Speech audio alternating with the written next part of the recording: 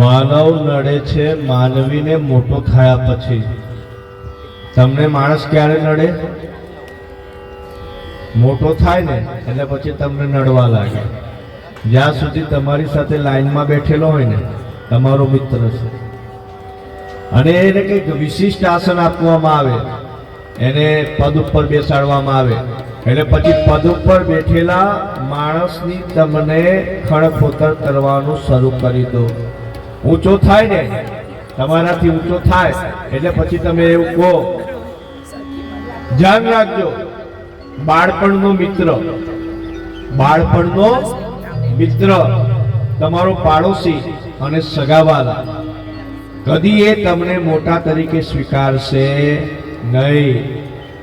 તમે જેની સાથે રમીને મોટા થયા અને કલેક્ટર થઈ ગયા ને, પણ એક તમને કલેક્ટર નહીં માને, એ તો તમને એમ જ માનશે, હજુ એવું જ માનશે કે તું મારી પાછળ સાયકલ પર બેસીને મારી સીટ ઉપર આવતો હતો ને મારી પાછળ, એ જ ને કે હારો કલેક્ટર, કલેક્ટર તારા ઘરનો કે। તો એ માણસ પ્રકૃતિ છે। તો એક નાનપણનો મિત્ર, લંગોટિયો ભાઈબંધ કહેવાય ને એ, બીજો તમારો પડોશી અને ત્રીજો તમારો સગાવાલો એટલે કે તમારા પોતાના, એ કદી તમારી મોટાઈને સ્વીકારશે નહીં। ભલે આખી દુનિયા તમને સલામ ભરતી હશે, પરંતુ તમારે એમની પાસે આશા રાખવી નહીં। જો સુખી થવું હોય ને તો આ ત્રણ વાત ધ્યાનમાં રાખજો, તો કદી દુઃખ નહીં આવે, એ કદી તમારા વખાણ કરે નહીં।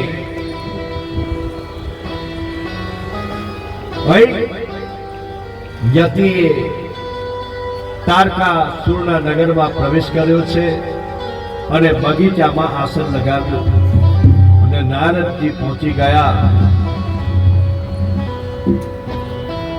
તારક પુત્રોના મહેલમાં। તારક પુત્રોએ સ્વાગત કર્યું છે।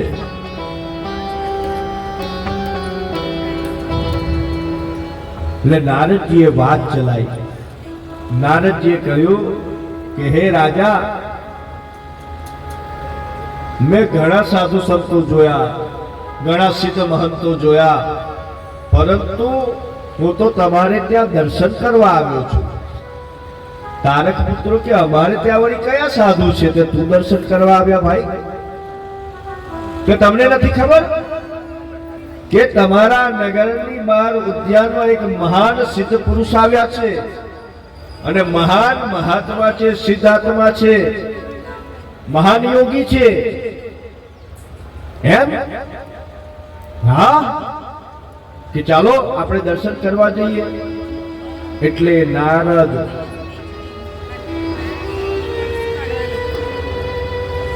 તારક પુત્રોને લઈ અને ઉદ્યાનમાં આવ્યો છે। એવા યતિએ જાત જાતની માયા બતાવવા માંડી। માયા કેવી? લાલચ આપવા માંડી। લાલચ કેવી કે જો તું મારી એક માળા કરીશ ને તો આટલા દિવસમાં તને સંપત્તિ મળશે, રોજ આ મંત્ર બોલીશ ને તો ધન મળશે। એટલે ભગવાનનું ભજન કરવામાં લાલચ હોય, પોતાના મા બાપનું ભજન કરવામાં લાલચ હોય, એ તમને આશીર્વાદ આપે તો જ તમારા માતા પિતા છે। ભગવાનની જ્યારે તમે આરતી ઉતારો ને, નિરંજની કહેવામાં આવે, નિરંજનીય સમર્પયામિ। અને જ્યારે આરતી ઉતારો ને ત્યારે આરતી પરથી ઓવારણા લેવામાં આવે, 2 વખત આરતી ઉતારી અને માથે લઈને પછી આમ ટચાકા ફોડવામાં આવે। હે ભગવાન, તમારે તમારા કષ્ટ અમને આપી દેજો। આરતીનો મતલબ એવો થાય છે। અમારે ત્યાં ભંડારો હતો, અમારા ગુરુ મહારાજ સંત શ્રી ઝેરી બાબા 222 વર્ષની ઉંમરે જીવતી સમાધિ લીધેલી। 13 એપ્રિલના દિવસે દર વર્ષે અમારે ત્યાં ભંડારો થાય છે અને લગભગ 8 થી 10,000 માણસનું રસોડું થાય છે। ત્યાં અમે લગભગ 12:30 રાત્રે 12:30 1 વાગ્યાનો સમય હશે, બધું 1:30 વાગ્યા સુધી અમારે સેવા ચાલુ હોય। લગભગ બધા પરવારી ગયા હતા અને મારા સ્વયંસેવકોને બધા જમવાના બાકી હતા. એટલે અમે બાપુજી પાસે ગાદી ઉપર આવ્યા અને ગાદી પાસે બેસીને અમે બધા બેઠા હતા. ત્યાં એક મંદ બુદ્ધિનો માણસ આવ્યો, ઓછી બુદ્ધિ વાળો. એટલે અમે એને એવું પૂછ્યું કે કેવું ભાઈ તું જમ્યો, મજા આવી ને, આનંદ આવ્યો? એટલે એને શું જવાબ આપ્યો ખબર છે? એ મંદ બુદ્ધિના માણસે મને કીધું કે મને મજા આવવાથી કઈ મતલબ નથી, પણ હું અહીં આવ્યો ને તો ભગવાનને આનંદ આવવો જોઈએ. એ ગાંડો માણસ મને એમ કે છે કે મારા આમાંથી ભગવાન ખુશ થવો જોઈએ, એને આનંદ આવવો જોઈએ.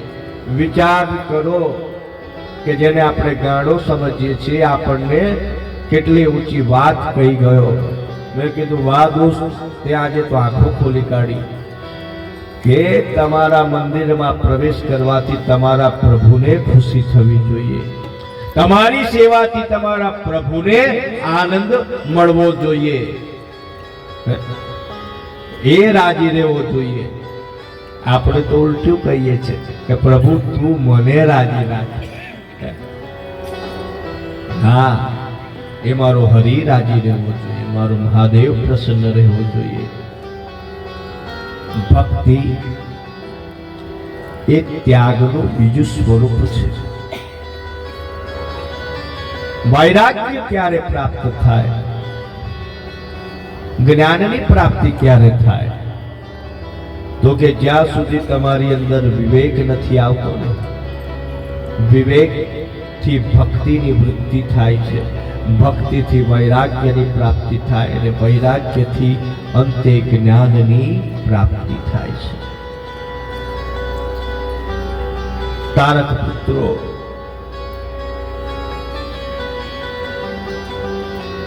માયાવીની માયાજાળમાં ફસાઈ ગયા છે અને આ કલયુગ ચાલે છે. સતયુગમાં હજારો વર્ષ સુધી તપ કરો ત્યારે ઈશ્વર પ્રસન્ન થાય. ત્યારબાદ દ્વાપર અને ત્રેતા યુગમાં મોટા મોટા યજ્ઞો કરો, મોટા મોટા દાન કરો, ભૂમિના દાન, ગૌના દાન, ત્યારે ઈશ્વર પ્રસન્ન થાય. અને કળિયુગમાં માણસની પાસે સમય જ નથી, ભગવાનનું ભજન કરવાનો સમય જ માણસની પાસે નથી. કલયુગ કેવલ નામ આધારા, જપત જપત નર ઉતરે ભવ પારા. કલયુગમાં પ્રભુએ એવી વ્યવસ્થા કરી, તુલસીદાસજીએ કહ્યું, એક ઘડી આધી ઘડી આધી મેં પુનિયાદ. એક ઘડી આધી ઘડી आधी में पुनियाद, तुलसी संगत साधु की कटे कोटि अपराध. कि जो तमे एक घड़ी कहता 24 मिनिट, 24 ની અડધી 12, 12 ની અડધી 6, 6 ની અડધી 3, જો 3 મિનિટ ધ્યાનથી રાખજો. તુલસીદાસજીનું આ વચન છે કે તમે 3 મિનિટ પ્રભુની સામે બેસો અને તમારા મગજમાં કોઈ વિચાર ના આવે ને તો 3 મિનિટમાં તમને પ્રભુના દર્શન થાય ને થાય. પણ માણસને 3 મિનિટ શું, હે, એની અંદર 10 સેકન્ડ બી એ શાંતિથી ભગવાનને બે આંખ જોડીને બેઠો હોય ને, હાથ ધરીને ભગવાનને આંખ હોય પગે લાગે, પણ એનું મન ચપ્પલમાં હોય કે મારા ચપ્પલ તો કૂતરું નહીં ખેંચી જાય. અહીંયા તમે બેઠા છો પરંતુ તમારું મગજ બીજે ક્યાંક છે, તમારું ચિત્ત બીજે ક્યાંક છે. અને સભા મંડપના નિયમો છે. વ્યાસજીએ સૌપ્રથમ કીધું કે એક ચિત્તે એક આસને સાવધાન થઈને તમારે કથાનું શ્રવણ કરવું. પરંતુ એ કથામાં આવ્યા તો તમારી ઘરની વાતો તમારી ચાલુ થઈ જાય. ઘણાને હું જોઉં છું કે વાતો કરવામાંથી ઊંચા ના આવે. એ તો પોતે કથામાં વિક્ષેપ પાડે, પણ જે બીજો ધ્યાનથી સાંભળવો હોય તમારી પાછળ વાળો, એને પણ વિક્ષેપ ઉત્પન્ન કરે છે.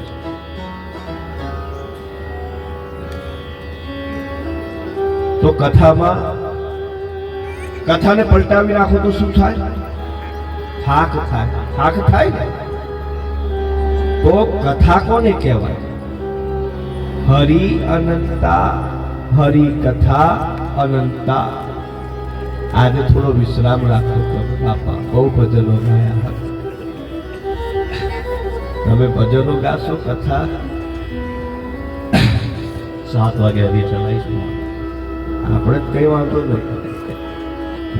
ભગવાને એવી શક્તિ આપી છે કે તમે 7 દાડાથી બેહાડો ને તોય આવું બેહી શકું. અને ભૂતકાળમાં એવી કથાઓ પણ કરેલી છે, નથી કરી અમે. એક આસને બેસીને અખંડ કથા કરેલી છે, એ મહાદેવે કરાઈ છે. મહાદેવ. પરંતુ મારા પ્રેક્ષકો, મારા શ્રોતાઓ પણ બેસવા જોઈએ ને, કે નહીં? શું કે કેવું? બધા બાપુ કહે છે બેસો ને, બસ તારે આજે કઈ વાંધો નહીં. આજે એમાં શનિવાર છે અને કથામાં હનુમાનજીનું પ્રાગટ્ય થવાનું છે. આજે આપણે બધાએ સમૂહમાં હનુમાન ચાલીસાના પાઠ કરવાના છે અને સાંજે 9 વાગ્યે સુંદરકાંડના પાઠનું આયોજન કરેલું છે. તો માયાવી યતિની વાતોમાં તારક પુત્રો આવી ગયા. માયાવીની કંઠી ધારણ કરી લીધી છે. રાજાએ કંઠી ધારણ કરી એટલે એના સેનાપતિએ પહેરી, મંત્રીએ પહેરી, સૈનિકોએ પહેરી. જોત જોતામાં આખા નગરના બધાએ કંઠી પહેરી લીધી છે. કંઠી પહેરી વેદ ધર્મની વિરુદ્ધની વાતો શીખવાડવામાં આવી. અને જ્યાં વેદ ધર્મ ભ્રષ્ટ થયો છે, જ્યાં શિવની ભક્તિ છૂટી છે, એ નગરમાં દરિદ્રતા સિવાય કઈ હોતું નથી. તમારા સોસાયટીમાં, તમારા ગામમાં મંદિર હોવું જોઈએ. એ મંદિરમાં ભલે પૂજારી સવારથી ઉઠી અને ભગવાનનું ભજન કરે, કીર્તન કરે, અને જેટલા પણ એ મંદિરમાં જતા હશે અને જેટલા પણ મંત્ર જાપ મંદિરમાં બેસીને બોલાતા હશે, જેટલો ઘંટારવ થતો હશે, એ લોક કલ્યાણના હિતમાં છે. ઘંટ નાદ કહેવામાં આવે છે, ઘંટ નાદ કહેવામાં આવે. અને ઘંટ જ્યારે વગાડો ને ત્યારે માણસ ઘંટની નીચે ઉભો રહે અને ઘંટનો નાદ કરે ને ત્યારે એના તરંગો એના સહસ્ત્ર દળ સાથે અથડાય અને એના સાથે 7 ચક્રોને જાગૃત કરવાનું કાર્ય કરે છે. એને નાદ બ્રહ્મ યોગ કહેવામાં આવે છે. એમને આપણે ત્યાં ઘંટ નથી લટકાવવામાં આવતા. અને શંખનો ધ્વનિ ફૂંકો ને તો કહેવાય છે કે અમુક વિસ્તાર કે શંખનો ધ્વનિ જ્યાં સુધી પહોંચે ત્યાં સુધી સૂક્ષ્મ બેક્ટેરિયાનો નાશ થાય છે. અને સંધ્યાકાળે કે જ્યારે સૂર્યનું અસ્તિત્વ નથી હોતું, સૂર્ય ઢળતો હોય છે અને ચંદ્રની રોશની જાગૃત થવાની વાત સંધિકાળ હોય ને, ત્યારે અસુરી શક્તિ એની ચરમ સીમાએ પહોંચતી હોય છે. ભગવાન નરસિંહે હિરણ્યકશિપુનો વધ સંધ્યાકાળે કર્યો હતો. અને સંધ્યાકાળે ઉમરા પર બેસીને ભગવાને પોતાની જાંઘ ઉપર બેસીને એને નખથી ચીરી કાઢ્યો છે. તો સંધ્યાકાળે કદીએ ઉમરામાં બેસવું નહીં. ઘણાને આદત હોય ઉમરા પર જ બેહીને વાત કરે, કાં તો ઉમરાની અંદર આય કાં તો ઉમરાની બહાર જા. તું કયા ભાવનું મારી પાસે માંગવા આવ્યો છે કે ઉમરા પર બેઠો છું? તો આપણો સનાતન ધર્મ એવું કહે છે કે સંધ્યાકાળે ઉમરા પર બેસવું નહીં, ઉમરા પર બેસીને કદીએ જમવું નહીં. ઉમરાને પૂજવામાં આવે, ઉમરાને પૂજવામાં આવે. બહેનોએ રોજ સવારે પોતાના ઘરના ઉમરાને ધોવો, કંકુના 5 ચાંદલા કરવા, 2 બાજુ સાધ્યા કરવા, શુભ અને લાભ રૂપે પુષ્પ મૂકવા અને એના આંગણામાં નિત્ય રંગોળી પૂરવી. પણ આપણે ત્યાં એવું થાય છે, પહેલા થતું હતું ત્યારે આટલી બધી સગવડ નથી, પણ લોકોના મન મોટા હતા. અત્યારે સગવડ બધી વધી ગઈ છે, પરંતુ લોકોના મન નાના થઈ ગયા છે.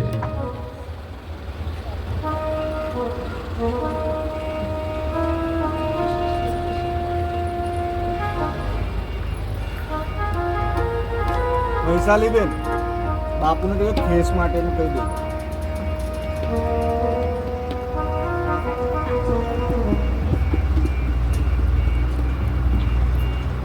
આજના નાસ્તામાં ભાઈ વડાપાવ છે, એ બધાએ વડાપાવ ખાઈને જવું.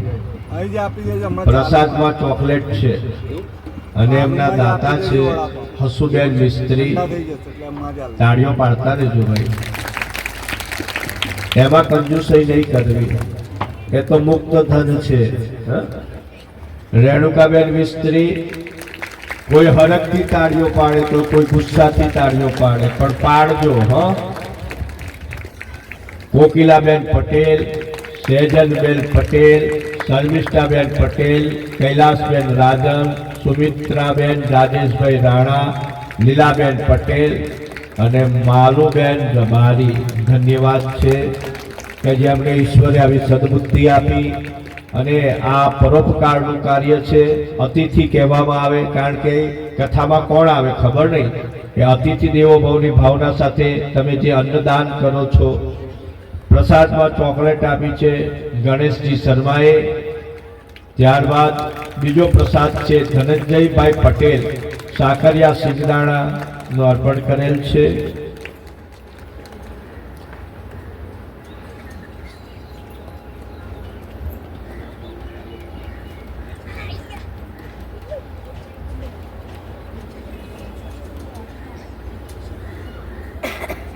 કઈ ગયા મનીષભાઈ? અત્યારે આપી દેવાના વડાપાવ? હે, અત્યારે આપવાના છે? આ તો આપતા થયો, તમે વડાપાવ આપતા થાવ. તે લગીને આજે અતિથિ આયા છે એમને સ્ટેજ પર બોલાવ્યું. આજના અતિથિ છે વિષ્ણુભાઈ, અરવિંદભાઈ, ભરતભાઈ, રમેશભાઈ ચૌહાણ, ભીખુભાઈ પટેલ અને ભજન મંડળની બહેનો, સખી ભજન મંડળ દ્વારિકા નગરી કામિનીબેન પટેલ, એમના ભજન મંડળની બહેનોને લઈ અને સ્ટેજ ઉપર વારાફરતી આવશે. ત્યાં લગીને આપણે નાસ્તો પણ તમારો વિતરણ થઈ જાય અને એક અતિથિ વિશેષ સન્માન કાર્યક્રમ પણ થઈ જાય. જેમના નામ બોલાયા છે ત્યાં આવશે વિષ્ણુભાઈ, અરવિંદભાઈ, ભરતભાઈ, રમેશભાઈ, ભીખુભાઈ અને દ્વારિકા નગરી સખી ભજન મંડળની બહેનો.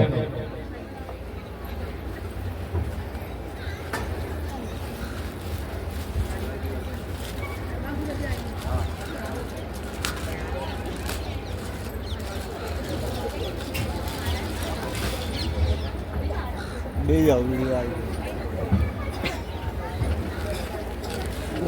દેખાશે.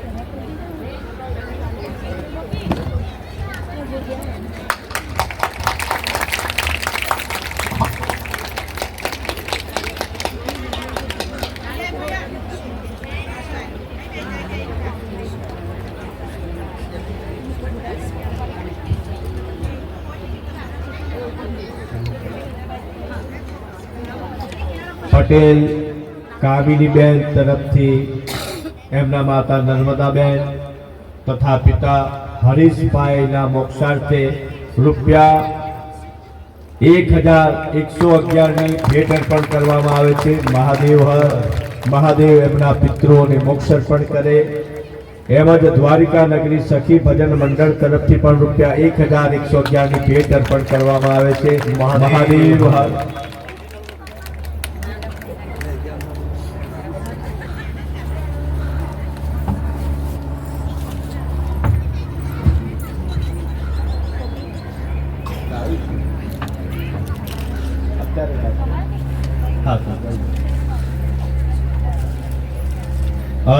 ભજન મંડળની બહેનોને 10 મિનિટ એક ભજન ગાવું છે, તો આપણે એમનો ભજન પણ માણીશું. બીજા બધા ખતમ થઈ ગયા, અંદર જોઈ લેજો. જસભાઈ તમારા 2 માઇક આપી દેજો બહેનોને.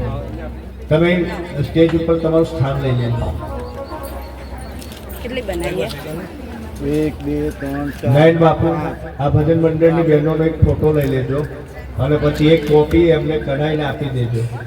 બધા બહેનો અહીંયા ઊભા રહે વાંચું ને અને અમારા તરફથી તમને ભેટ સ્વરૂપે એક ફોટાની કોપી આપવામાં આવશે. તમને યાદગીરી રહે ને બાપુ અમારે ત્યાં.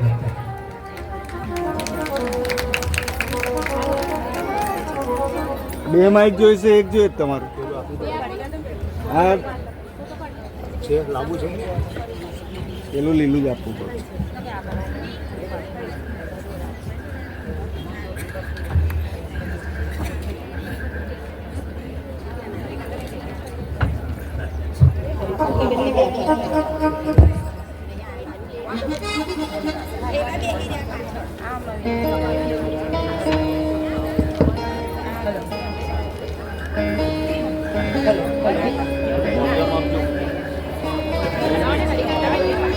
હવે થોડાક બહેનો આ બાજુ આવી જાઓ એટલે એક ફોટો ભાઈ લઈ લે, ગ્રુપ ફોટો લઈ લે છે. બાપુ ફોટો લઈ લે.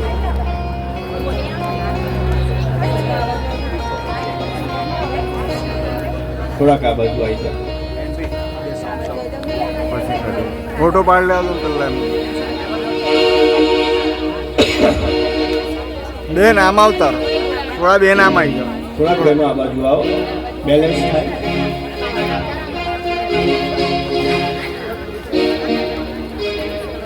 બધા આ બાજુ જોજો.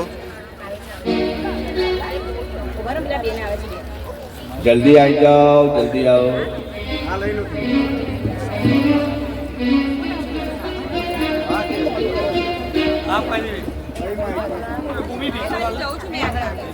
આવી જાઓ, આવી જાઓ.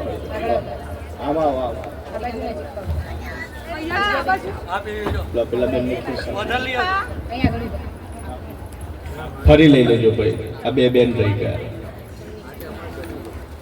આમ આવો, અંદર લીલા. થોડા અંદરથી આવો. જોજો બધા આ બાજુ. ચાલો બેસી જાઓ. ભજન તમે એક ગાઈ લો. ત્યાં લગીને બધાને વડાપાવ પણ આપી દેશે. બેસો બેસો, બંને બાજુ બેસાય. બેસો શાંતિ. એક માઇક આ બાજુ આપે તમને, બીજું ઉભા રહો. લો મારું માઇક આપી દો. Hello hello.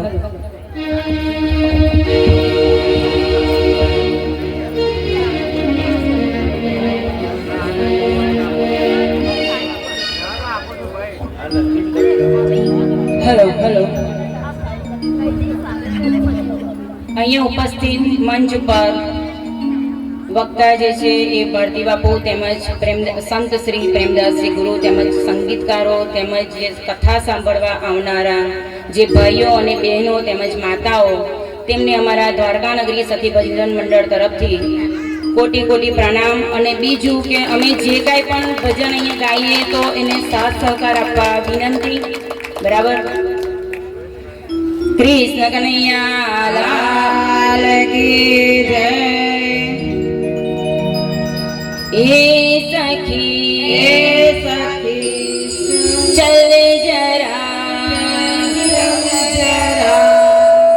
જઈએ યમુના ને યમુના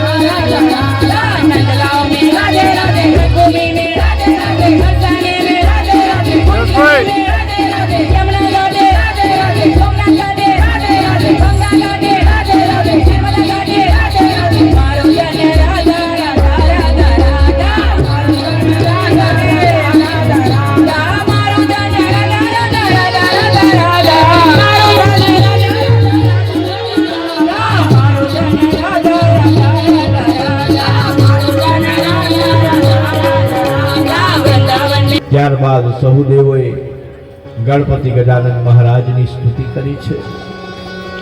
પ્રભુ શિવ તમામ દેવોને આજ્ઞા કરતા કહે છે કે હે દેવો, તમે પશુનું સ્વરૂપ ધારણ કરો અને મને તમારા પતિ તરીકે સ્થાપિત કરો, જેથી દેવોનું પશુપણું અને દાનવોનું પશુપણું અલગ અલગ કલ્પીને હું દાનવોનો વધ કરી શકું. અને ભગવાન શિવે પશુપતિ સ્વરૂપ ધારણ કર્યું છે. બોલો પશુપતિનાથ મહાદેવ.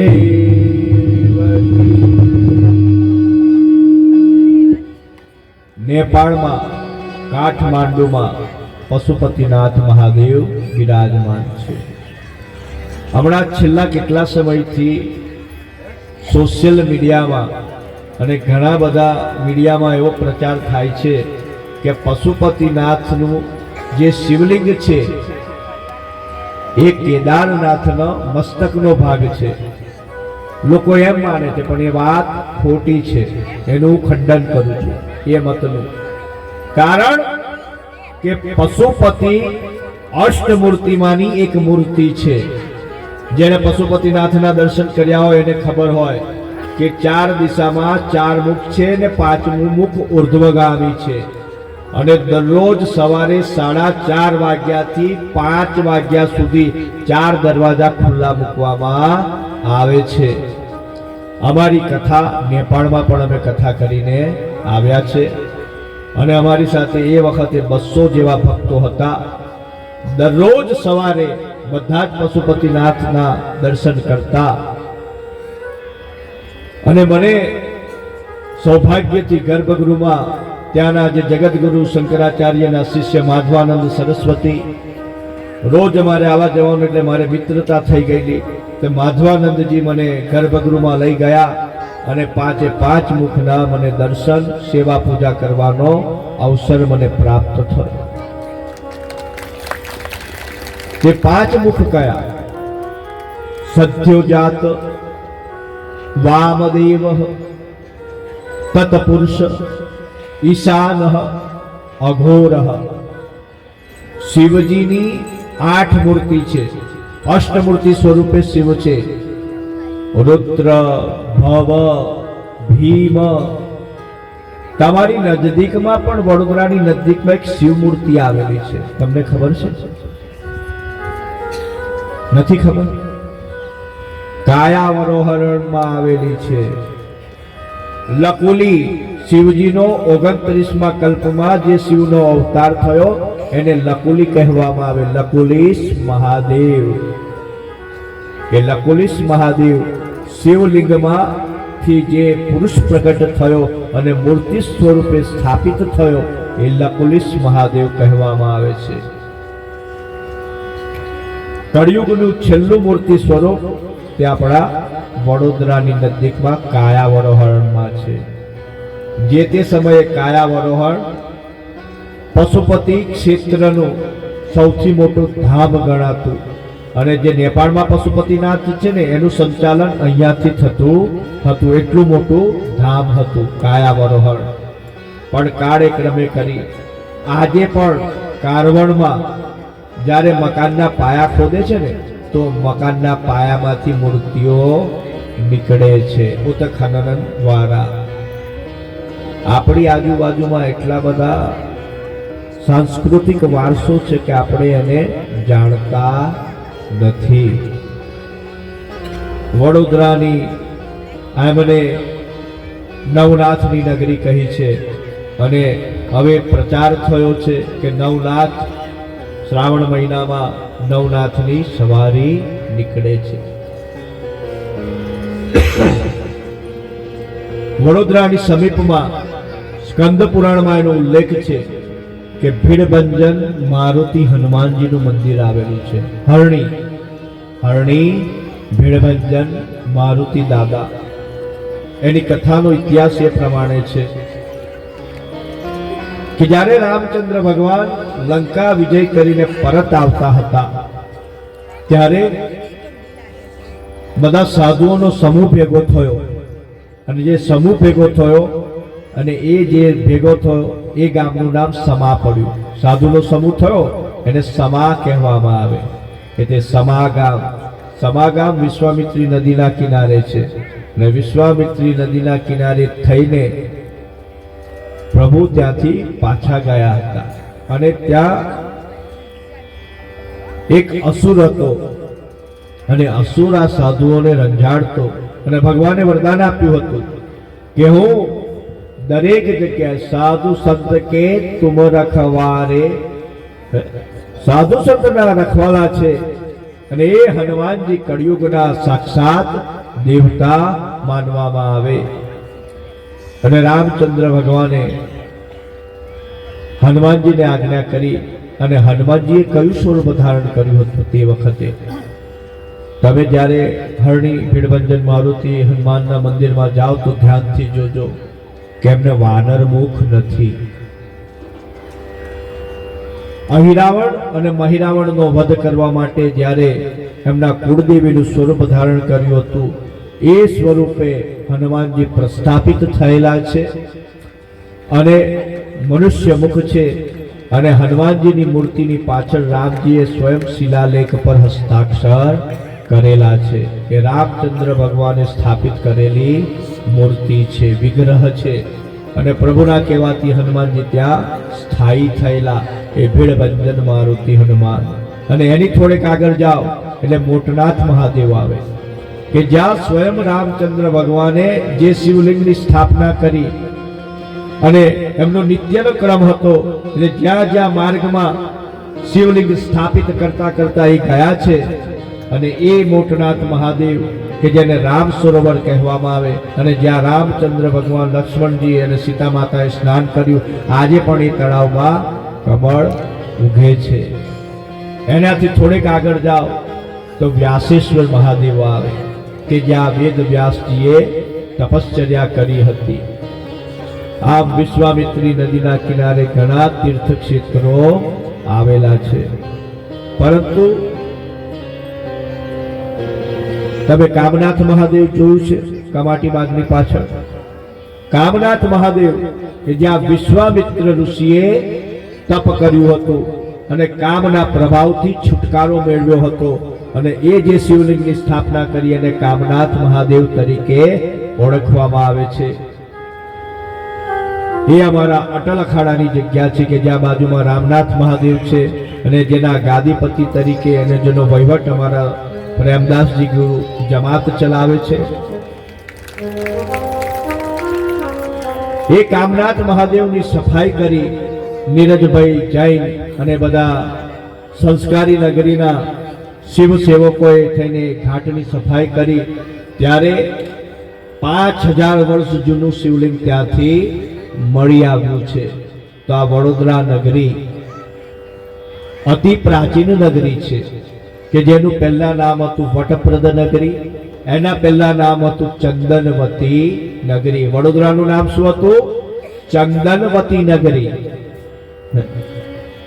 અને અપભ્રંશ થતા થતા વટપ્રદ નગરી થઈ, વટપ્રદમાંથી વડોદરા નગરી થઈ કે જેને સંસ્કારી નગરી કહેવામાં આવે છે, જે શિવની નગરી તરીકે ઓળખાતી હતી. તારક પુત્રોનો વધ કરવા ભગવાન શિવે પશુપતિ વ્રત ધારણ કરવાનું દેવોને કહ્યું છે. અને શિવ મહાપુરાણમાં પશુપત વ્રતને વિસ્તારથી વર્ણવવામાં આવ્યું છે. દર સોમવારે પશુપતિ વ્રત તમારે પ્રારંભ કરવો. સોમવારે પ્રારંભ પ્રભાતે શિવજીના મંદિરે જવું, શિવજીના મંદિરે પૂજા કરવી, સંધ્યાકાળે ફરી શિવજીના મંદિરે જવું અને દીપ પ્રાગટ્ય કરવા. શિવજીની પૂજામાં દીપનું ખૂબ જ મહત્વ છે, દીપદાનનું ખૂબ જ મહત્વ છે.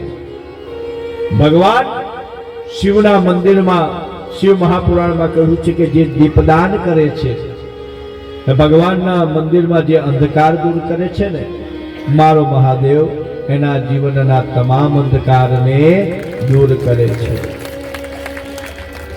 જો તમે નિત્ય ન જઈ શકો તો મંદિરમાં જે સેવા પૂજા કરતા બ્રાહ્મણ હોય, પૂજારી વર્ગ હોય, એમને તમારે તેલ કે ઘીની કંઈક રકમ અથવા તો વસ્તુ લાવીને આપી દેવી અને કેવું કે મહારાજ મારા તરફથી આ અખંડ દીપકમાં આ દીપદાન મારા તરફથી છે. મહિનામાં આપણે 100-200 રૂપિયા ભગવાનના માટે ના ખર્ચી શકીએ? કેટલાનું તેલ આવે? તો ભગવાનના મંદિરમાં દીપદાન કરવું, રોશની કરવી. દિવોદાસ કાશીનગરીનો રાજા, એનો ગત જન્મ એક બ્રાહ્મણ તરીકે મરતા સમયે એને દીવો પ્રગટાયો અને અંત સમયનું જ્ઞાન બીજા જન્મે થયું અને બીજા જન્મે દિવોદાસ તરીકે થયો અને ત્રીજા જન્મે યક્ષાધિપતિ કુબેર સ્વયં થયો છે. દીપદાનનું આટલું મહત્વ છે તો નિત્ય દીવો કરવો.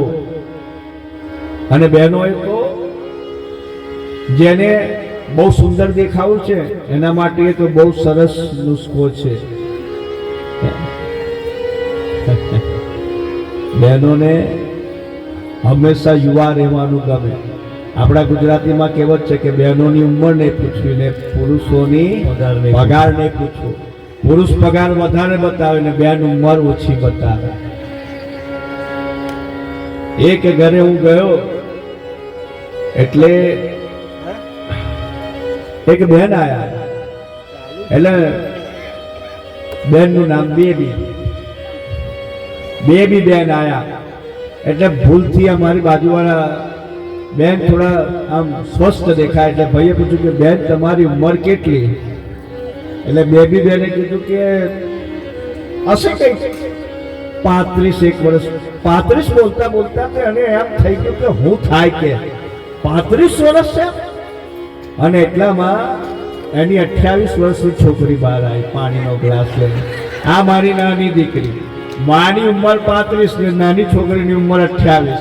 એટલે પેલા ભાઈ બાજુ આંખ કાઢી કે આવા બધા પ્રશ્નો પૂછીશ નહીં, બાકી આ ચા પાણી મળે છે ને એ હોય નહીં મળે, ચૂપચાપ બેસી રહે. બાબુભાઈ એવું નહીં કરવાનું.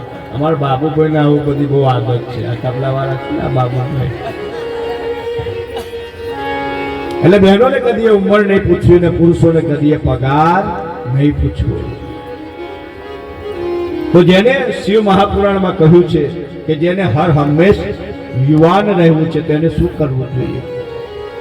તો કે એને નિત્ય 1008 વખત ઓમ નમઃ શિવાયના જાપ જપવા જોઈએ.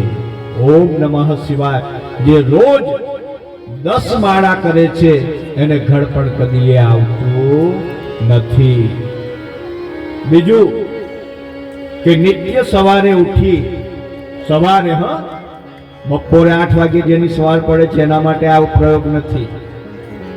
પ્રભાતે સૂર્ય ઉદય થાય એ પહેલા જે બહેનો ઉઠી જતી હોય એને સૂર્યનું પહેલું કિરણ પૃથ્વી પર પડે એ પહેલા તો એ બેન નહીં ધોઈને પરવારી ગયા હોવા જોઈએ. અને તુલસી માતાની સેવા જે કરે છે, આ હું નથી કહેતો, શાસ્ત્ર કહે છે અને વિજ્ઞાન પણ આ વાતની પુષ્ટિ કરે છે કે તુલસીજી તમારા ઘર આંગણમાં હોવા જોઈએ. અને તુલસી માતાને ઘીનો દીવો પ્રભાતે કરવામાં આવે અને એની પ્રદક્ષિણા કરવામાં આવે તો એ સ્ત્રીનું આરોગ્ય મજબૂત રહે છે અને એને યુવાની બરકરાર રહે છે. કારણ કે તુલસીજીમાં એટલા બધા ગુણ છે.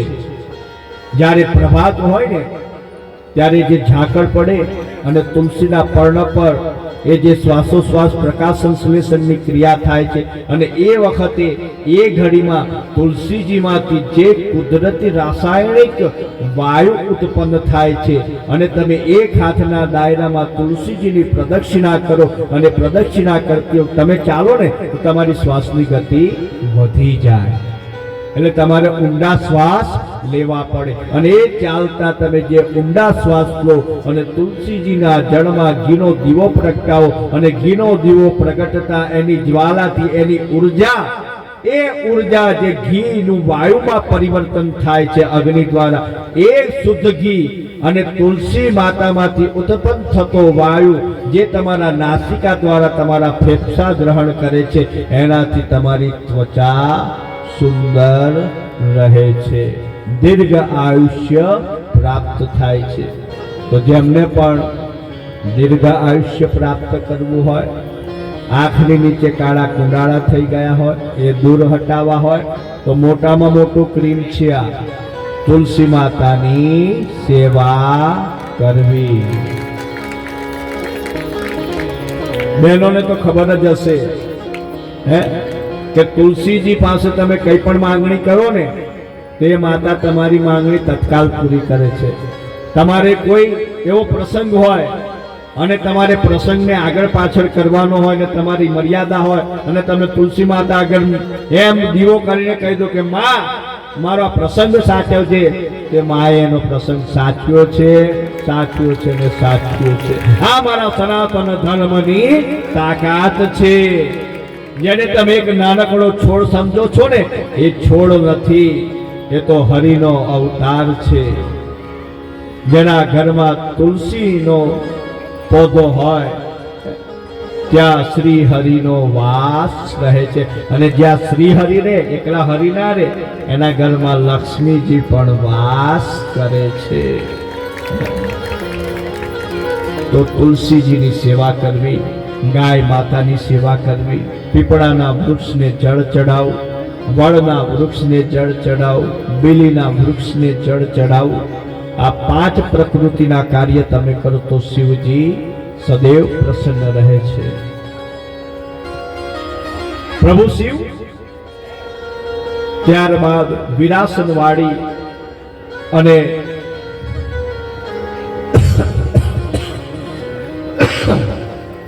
અગ્નિની ફણાવાળું બાણ છોડ્યું છે, અને જોત જોતામાં આ બાણ ત્રણેય નગરોમાં પ્રવેશી ગયું અને તારક પુત્રનો સંહાર થયો છે.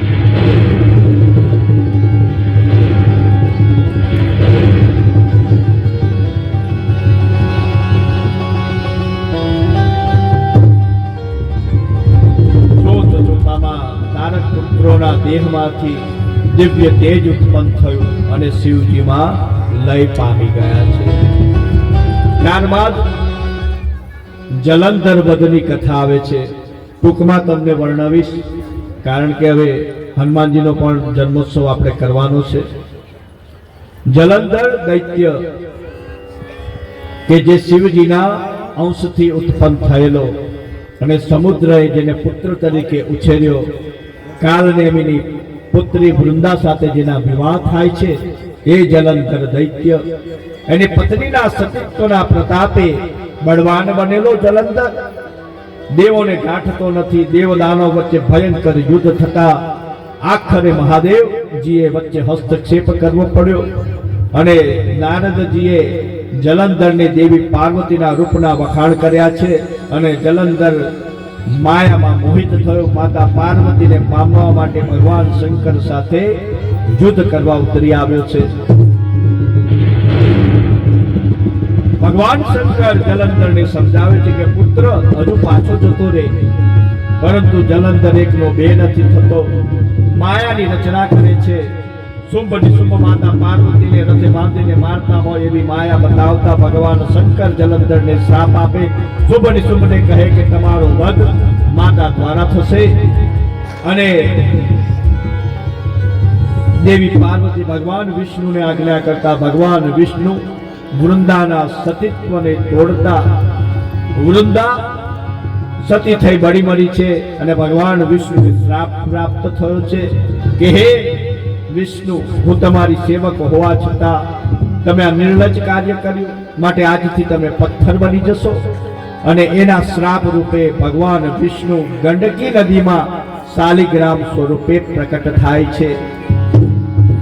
અને ત્યારબાદ શાલિગ્રામ બીજા જન્મે વૃંદા તુલસી તરીકે અવતાર ધારણ કરે છે. અને આપણે દેવ ઉઠી 11 થી દેવ દિવાળી સુધી 5 દિવસમાં, આમ તો 11ના દિવસે જ તુલસીજીના અને શાલિગ્રામના વિવાહ કરવામાં આવે છે. ભગવાન શંકરે જલંધરનો વધ કર્યો છે. ત્યારબાદ અંધકનો પણ ભગવાન શંકરે વધ કર્યો, ગજાસુરનો વધ કર્યો, દુંદુભી નિર્હાદનો વધ કર્યો.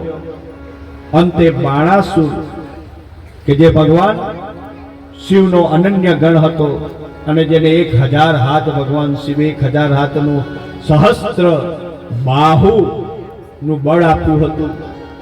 અને બાણાસુરના રાજ્યમાં સદાશિવ, ઉમાશંકર સ્વયં અધિપતિ તરીકે રાજ્ય કરે.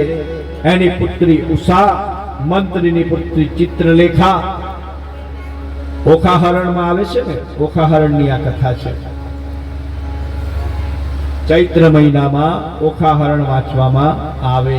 એના જે વાંચન કરે એને કડવા કહેવામાં આવે. 32 કડવાનું ઓખાહરણ કહેવામાં આવે છે. યોગ બળ વડે ચિત્રલેખા અનિરુદ્ધને દ્વારિકા નગરીથી સોણિતપુરમાં લઈ આવી. અનિરુદ્ધ ઉષાનું મિલન થાય છે. રાજા બાણાસુર અનિરુદ્ધને નાગપાશથી બાંધી દેતા, અનિરુદ્ધ માતાનું સ્તવન કરતા નાગપાશથી છૂટી જાય છે. આ બાજુ ભગવાન શ્રી કૃષ્ણને દ્વારિકા નગરીમાં ખબર પ્રાપ્ત થઈ છે, તેના પૌત્રનું અપહરણ થયું છે. એટલે યાદવ સેના સહિત સોણિતપુર ઉપર ચઢાઈ કરે છે અને ત્યાં મહાદેવને યુદ્ધ ભૂમિમાં જુએ છે. કૃષ્ણ ભગવાન સાક્ષાત દંડવત પ્રણામ કરીને કહે છે, હે પ્રભુ, હે મહાદેવ, તમારી લીલા સમજી નથી શકાતી. તમે મને સંદેશ મોકલ્યો અને યુદ્ધ કરવા આવ્યો અને હું તમારી સાથે યુદ્ધ કરું? આ તમારી લીલા કેવી?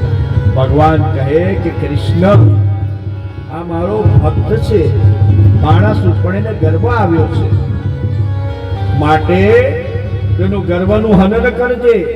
એને મારતો નહીં, એનો જીવ ના લઈ.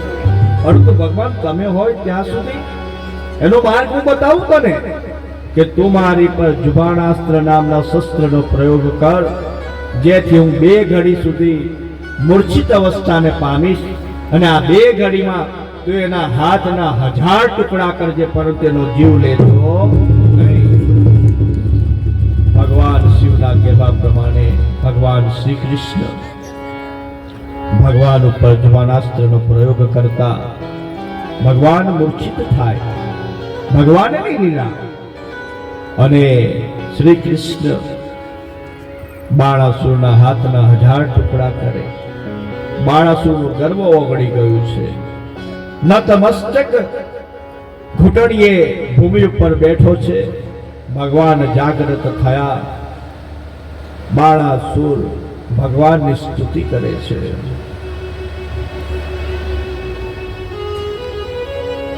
ભગવાનને દયા આવી. બાણાસુરના મસ્તક પર હાથ ફેરવ્યો. શ્રી કૃષ્ણ બાણાસુર વચ્ચે સંધિ કરાવી છે. અનિરુદ્ધને સોણિતપુરની નગરીનો રાજા બનાવ્યો અને બાણાસુરને પોતાનો ગણનાયક બનાવી અગ્નિપદે સ્થાપિત કર્યો છે. એ મહાદેવની લીલા છે. મહાદેવ ધારે તો શું ન કરી શકે. અહીં રુદ્ર સંહિતા વિરામ લે છે. સતરુદ્ર સંહિતામાં પ્રવેશ કરીએ. ભગવાન શિવના પ્રમુખ 100 અવતારોનું વર્ણન કરવામાં આવ્યું છે. પ્રથમ 5 અવતાર સત્યોજાત,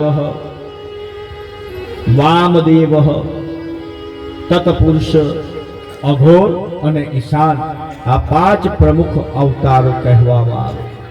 જ્યારે સત્યોજાત સ્વરૂપે બ્રહ્માજીએ શ્વેત વસ્ત્ર પહેર્યા હતા અને ત્યારે મહાદેવ એમની સામે શ્વેત વર્ણના ઉત્પન્ન થયા. એમના પડખામાંથી સુનંદન, નંદન નામના 4 શિષ્યો ઉત્પન્ન થયા અને એમને આ વંશનો વિસ્તાર કર્યો. તત્પુરુષ સ્વરૂપે જ્યારે બ્રહ્માજીએ પીળા વસ્ત્ર ધારણ કર્યા હતા ત્યારે સદા શિવ તત્પુરુષ સ્વરૂપે પ્રગટ થઈ. અમને એના પડખામાંથી 4 પુરુષો શીખી સ્વરૂપે ઉત્પન્ન થયા અને એમને યોગ માર્ગનો પ્રચાર કર્યો છે.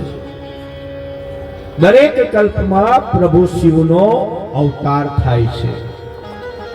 આ 29મો કલ્પ ચાલે છે.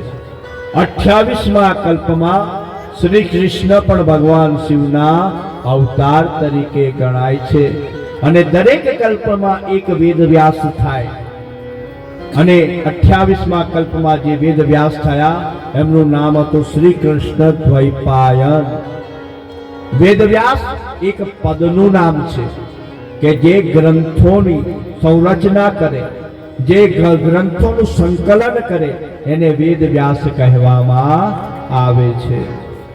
પરંતુ આપણે પુરાણોને સમજતા નથી. બધા પુરાણોની ખીચડી કરી કાઢી. પરંતુ આ પુરાણ કયા કાળમાં રચાયું એનું જ્ઞાન તમને નથી. માટે કોઈ પુરાણમાં શિવજીને મહાન બતાવવામાં આવ્યા, કોઈ દેવી ભાગવતમાં દેવીજી પ્રથમ છે, તો વિષ્ણુ પુરાણમાં વિષ્ણુ પ્રથમ છે, ગણેશ પુરાણમાં ગણેશ પ્રથમ છે. પરંતુ આ પુરાણની રચના કયા કાળમાં થઈ, કયા કલ્પમાં થઈ, કયા યુગમાં થઈ એ તમે જાણતા નથી. માટે તમે તર્ક વિતર્ક કરો છો. પુરાણ એટલે શું? વેદોની વાણી, જે ઈશ્વરની વાણી સામાન્ય માણસ ન સમજી શકે, એટલે એનું વિભાજન થયું અને વિભાજન થતા એને ઉપનિષદમાં વહેંચવામાં આવ્યું. કેટલી ઉપનિષદો છે ખબર નહીં. 108 ઉપનિષદ છે. કેટલી ઉપનિષદ છે? 108. હવે ઉપનિષદોને વિસ્તારથી વર્ણવવામાં આવી, પરંતુ ઉપનિષદ ન સમજી શક્યા એટલે પછી ઉપનિષદોનું સંકલન કરીને એ ઉપનિષદોને સરળ ભાષામાં પુરાણોમાં વિભક્ત કરવામાં આવી. એવા 56 પુરાણો હતા. પરંતુ અત્યારે વર્તમાન પરિસ્થિતિમાં તમારા ભારતની ભૂમિ પર 18 પુરાણ અને બીજા એમ કરીને 26ની સંખ્યામાં પુરાણ ઉપપુરાણની સંખ્યા પ્રાપ્ત થાય છે. તો આ પુરાણોમાં બધું જ જ્ઞાન વહેંચવામાં આવ્યું છે. શ્રીમદ ભાગવતમાં વિષ્ણુ ને લગતું જ્ઞાન, શિવ મહાપુરાણમાં શૈવ સંપ્રદાયને લગતું જ્ઞાન. તો દરેક પુરાણ સાચું છે, કોઈ ખોટું નથી. પરંતુ પુરાણના ગૂઢાર્થને સમજવાથી, એની ભાષાના ગૂઢાર્થને સમજવાથી તમે સમજી શકો છો.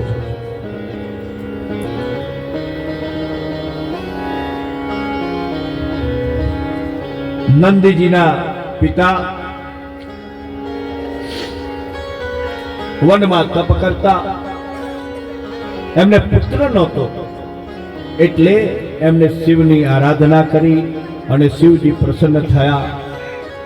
ત્યારે એમને વરદાન માંગ્યું કે મારે તમારા જેવા રુદ્ર સ્વરૂપ જેવા પુત્રની હું માંગણી કરું છું. તમે મારે ત્યાં પુત્ર તરીકે અવતાર ધારણ કરો. શિલાદ ઋષિ નંદજીના પિતાનું નામ. શિલાદ ઋષિ જ્યારે ભૂમિ ખેડતા હતા ત્યારે ભૂમિમાંથી ચતુર્ભુજ સ્વરૂપ રુદ્ર સ્વરૂપ બાળક પ્રાપ્ત થયું કે જેને જોતા શિલાદ ઋષિ આનંદિત થયા અને એટલો બધો આનંદ થયો કે બાળકનું નામ નંદી રાખ્યું. નંદીને જોયો છે? નથી જોયો? નંદીને કોઈની પડી હોય? એ આખા ગામમાં એકલો ફરે, એને કોઈ રોક નહીં ટોક નહીં. સબ ભૂમિ ગોપાલ કી, એને નંદી કહેવામાં આવે. એને કોઈ બંધન ના હોય. એ નંદી છે. એ નંદી મહારાજ અમુક વર્ષની આયુ થઈ એટલે શિલાદ ઋષિના મિત્ર આવ્યા. એમને એમનું ભવિષ્ય ભાક્યું કે શિલાદ, તમારા પુત્રનું આયુષ્ય ઓછું છે, થોડાક જ સમયના મહેમાન છે. એટલે શિલાદ ઋષિને એમના ધર્મપત્ની રુદન કરવા લાગ્યા. નંદી મહારાજ રમતા રમતા આવ્યા છે અને પિતાને રડતા જોઈને કહે કે હે પિતાજી, તમે કેમ રડો છો? પિતા કહે કે પુત્ર, હવે તારું આયુષ્ય ખૂબ ઓછું છે,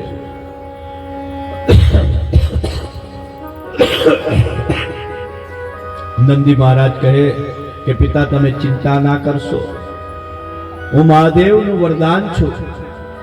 અને આમ કહી નંદીજી વનમાં તપ કરવા જાય છે. સદાશિવ સર્વ વરદાતા, એક કે બે જ લીટી લેવાની છે. એટલે નંદીવારી અને સદાશિવ સર્વ વરદાતા.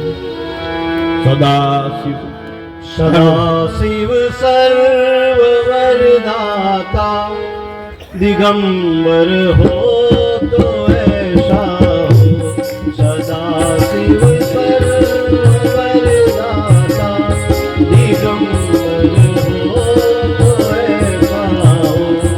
हरे सब भूत भजन के, हरे सब भूत भजन के, दया कर हो तो ऐसा हो. સદાશિવ સર્વ વરદાતા, દિગંબર હો તો ऐसा हो.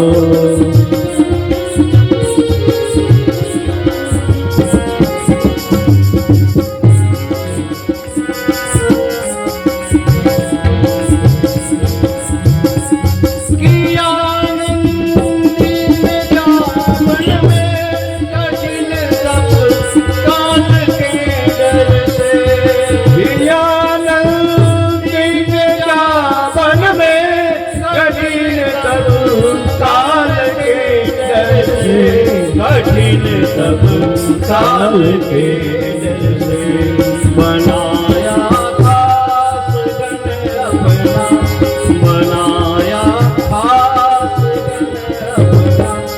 अमर कर हो ऐसा हो. सदाशिव सर्व वरदाता, दिगंबर हो तो ऐसा हो.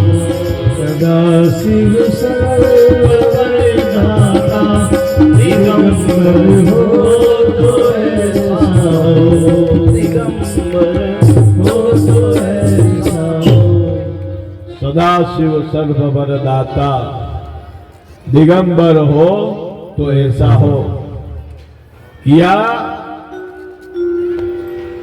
नंदी ने जा बन में तब बनाया खास गण अपना, अमर कर हो तो ऐसा हो. ભગવાન શિવ અને માતા પાર્વતી પ્રગટ થયા છે વનમાં, અને નંદી મહારાજ ઉપર એટલા પ્રસન્ન થયા છે ભગવાન ભોલેનાથ.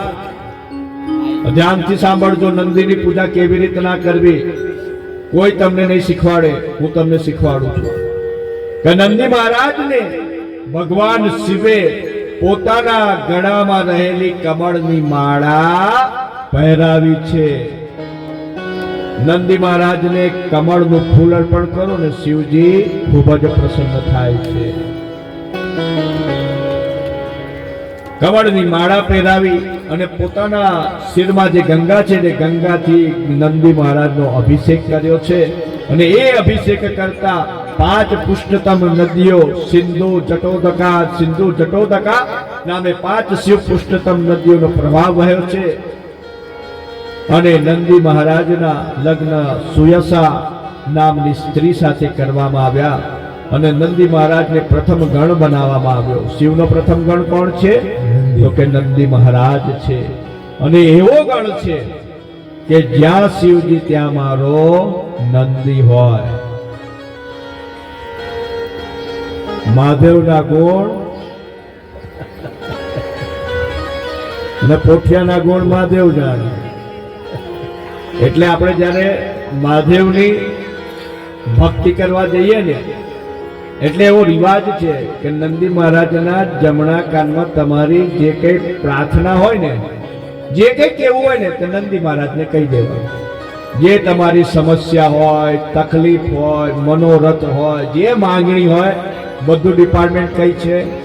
નંદી મહારાજ પાસે. નંદી મહારાજના કાનમાં કહો એટલે નંદી મહારાજ ફુરસદથી તમારી બધી જ અરજીઓ મહાદેવના કાને ધરે. એટલે હું ગયો કેદારનાથ, એટલે મેં મહાદેવના પોઠિયાને મહારાજને કીધું કે મહાદેવજી હવે હું કેદારનાથ આવવાનો છું અને બધી વ્યવસ્થા કોને કરવાની? નંદી મહારાજે. અને અમને એક મેનેજર પણ મળી ગયા માર્ગમાં, અને અમને સામે ચાલીને કીધું કે ભાઈ મને મેનેજર બનાવી દે. એટલે મેં કીધું હા સાહેબ, મારી આ બધી આ ઝંઝાટ છૂટી ગઈ. મેં કીધું લે.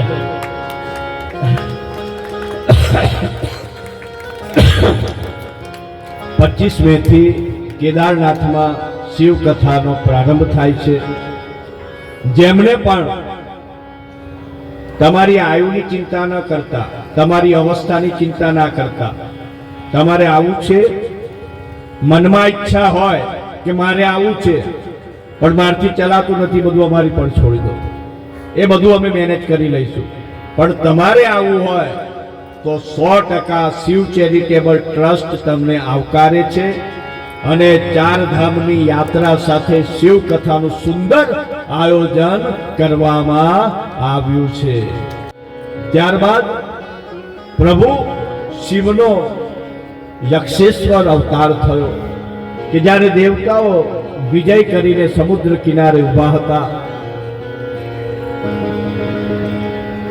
ત્યારે સદાશિવ યક્ષનું સ્વરૂપ ધારણ કરીને આવ્યા અને દરિયા કિનારે એક તણખલું મૂક્યું, દર્ભનું એક તણખલું આવે ને ઘાસનું, એ મૂક્યું અને દેવતાઓને કહ્યું કે જો તમારામાં સામર્થ્ય હોય તો તણખલાને હકાવી બતાવો. અગ્નિદેવ આયા, વરુણ આયા, ઇન્દ્ર આયા, બધા આયા, પણ તણખલું હાલતું નથી. એટલે બૃહસ્પતિને ખ્યાલ આવી જાય છે કે આ તો બીજું કોઈ નહીં પરંતુ દેવાધિદેવ મહાદેવ છે. અને શિવજીનો એ અવતાર યક્ષેશ્વર મહાદેવ તરીકે પ્રસિદ્ધ થયા છે.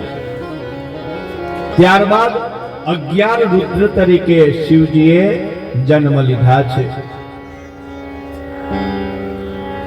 હનુમાનજીની મૂર્તિ અહીં આગળ. જ્યારે રાવણ શિવજીનો પરમ ભક્ત હતો અને રાવણ જેવો વિદ્વાન કોઈ થયો નથી. પ્રકાંડ બ્રાહ્મણ હતો અને સર્વ વિદ્યામાં પારંગત હતો. રાવણની 3 શરતો હતી. રાવણ બહુ મોટો સાયન્ટિસ્ટ હતો. એની ઈચ્છા શું હતી? તો રાવણ આ પ્રયોગમાં લાગેલો હતો. રાવણનો પ્રથમ પ્રયોગ હતો કે જ્યાં દરિયાનું ખારું પાણી છે ને એ મીઠું થઈ જાય. વિચારો કે રાવણનું એ સપનું સાકાર થાય તો આ વિશ્વમાં પાણીની સમસ્યા રહે. તો રાવણનું એ સ્વપ્ન હતું કે આ દરિયાનું પાણી ખારું છે તે મીઠું થઈ જાય. બીજું કે સોનાને કદીએ કાટ લાગતો નથી. બધી જ ધાતુમાં કાટ આવે પણ સોનાને કદીએ કાટ આવે નહીં. તો સોનામાં સુગંધ ભળી જાય. સોનામાં સુગંધ ભળી જાય. રાવણની બીજી શોધ હતી. રાવણની ત્રીજી શોધ હતી કે દરેક મનુષ્યને સીધી સ્વર્ગની સીડી હું મૂકી દઉં કે બધા જ મનુષ્ય સ્વર્ગને પામે. અને જ્યારે ભાદરવો મહિનો આવે ને એને પિતૃલોક કહેવામાં આવે. પાંડવો મહાભારતના યુદ્ધ પછી સદેહે સ્વર્ગે ગયા હતા અને એ સદેહે સ્વર્ગે જવાનો જે માર્ગ છે ને એને 4 ધામની યાત્રા તરીકે વર્ણવવામાં આવે છે. કેદારનાથની યાત્રા. છેલ્લે ભગવાન શંકર એમને દર્શન નથી આપતા કારણ કે આટલા બધા ભાઈઓનો વધ કરેલો ભગવાન ક્રોધિત થયા છે કે તું આટલા બધા તારા કુળનો નાશ કરીને મારા દર્શને આવ્યો છું. એટલે ભગવાન ગુપ્ત કાશીમાં પોઠિયાનું સ્વરૂપ ધારણ કરે છે, નંદીનું સ્વરૂપ ધારણ કરે છે અને ભીમ ઓળખી જાય છે. અને ભીમ એ પોઠિયાને જ્યાં અલકનંદા નદી પાસે વળગી પડે છે અને ભગવાનનો પૂઠનો ભાગ ત્યાં સ્થાપિત થાય છે તે કેદારનાથ મહાદેવ. એવી રીતના કેદારનાથના 5 અલગ અલગ જગ્યાએ ભાગ પડેલા છે. એ 5 પંચ કેદાર કહેવામાં આવે છે અને મસ્તકનો ભાગ નેપાળમાં છે કે જેને ડોલેશ્વર મહાદેવ કહેવામાં આવે છે. માટે એવું વિધાન છે કે જે 4 ધામ કેદારનાથની યાત્રા કરે એને નેપાળમાં પશુપતિનાથ ડોલેશ્વર મહાદેવના દર્શન કરે તો સંપૂર્ણ કેદાર યાત્રાનું ફળ પ્રાપ્ત થાય છે.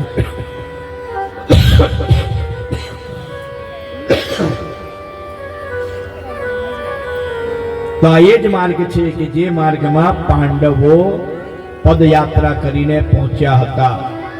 તો પિતૃલોક નામનો એક ગ્રહ છે કે જે ભાદ્રપદ માસમાં પૃથ્વીની સૌથી નજદીક આવી જાય છે, કે સદેહ તમે ત્યાં ચાલીને જઈ શકો છો, એટલો નજદીક આવી જાય છે. માટે પિતૃ પક્ષમાં કાગડાઓને ખીર આપવામાં આવે છે. અને કાગડાઓને ખીર કેમ આપવામાં આવે? કારણ કે કાગડો એક એવું પક્ષી છે કે જે આ વૃક્ષો છે ને, વડ, પીપળો, એ બધા વૃક્ષોને તમે કોઈ દિવસ બીજ રોપો તો નહીં થાય, પરંતુ કાગડો એ ફળ ખાશે અને એની વિષ્ટા માંથી જે બીજ એના જઠરમાં થઈ અને રાસાયણિક ક્રિયા સ્વરૂપે પડશે, એમાંથી બીજું ઝાડ ઉત્પન્ન થશે. માટે એ સમયે આ વૃક્ષોના રક્ષણ માટે કાગડાને પિતૃ સ્વરૂપ માનીને ખીરનું દાન કરવામાં આવે છે. રાવણનો વધ કરવા માટે રામચંદ્ર ભગવાને વિષ્ણુના અવતાર તરીકે પ્રસિદ્ધ થયા, પ્રકટ થયા. બધા જ દેવો અંશ અવતાર ધારણ કરીને આવ્યા છે. મહાદેવજીએ ના પાડી. છેવટે વિષ્ણુ ભગવાને યુક્તિ લગાવી અને કહ્યું કે તમે અવતાર ધારણ કરો, અને જો એ તમારું અપમાન કરે તો પછી તમે મને સહાય કરજો. ત્યારે જ્યારે હનુમાનજી સુંદરકાંડમાં વિસ્તારથી વર્ણન છે કે હનુમાનજી લંકામાં ગયા દરિયો ઓળંગીને, અને ધારે તો એ જ ક્ષણે રાવણનો સર્વનાશ કરી દે. પરંતુ રાવણે જ્યારે એમનું અપમાન કર્યું અને એમના પૂંછડાને આગ લગાડી અને ત્યાં લંકા દહન કરીને હનુમાનજી આવ્યા છે, ને ત્યારે રાવણનું પતન થયું છે.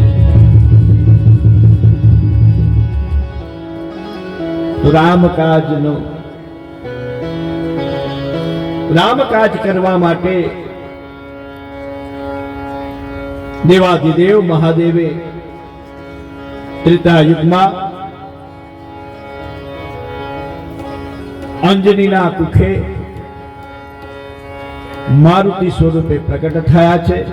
બોલો હનુમાનજી મહારાજ કી જય. પવન પુત્ર હનુમાન